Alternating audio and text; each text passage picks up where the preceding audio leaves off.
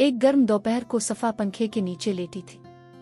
वो अचानक बोली, मां, छुट्टियां हो गई हैं, अब तो रोज खेल, बस खेल।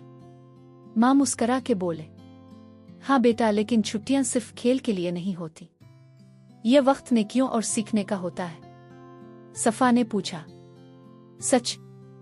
हम नेकी कैसे कर सकते हैं? मां ने एक रंगीन कागज निकाला और कहा, आओ अपनी छुट्टियों वाली फहरिस्त बनाते हैं। फिर सफ़ा ने मां के साथ मिलकर फहरिस्त लिखी। रोज एक आयत कुरान पाक की पढ़नी है, मां की काम में मदद करना, नानी को फोन करके सलाम करना है, 5 नमाजें पढ़नी हैं, एक नया हुनर सीखना है और हर दिन खुशी खुशी गुजारना है।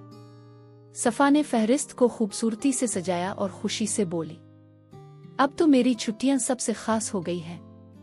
मां ने प्यार से कहा, जब नियत अच्छी हो तो छुट्टियों भी इबादत बन जाती है। आप अपनी छुट्टियों में कौन सा नेक काम जरूर करते हैं? कमेंट में जरूर बताएं।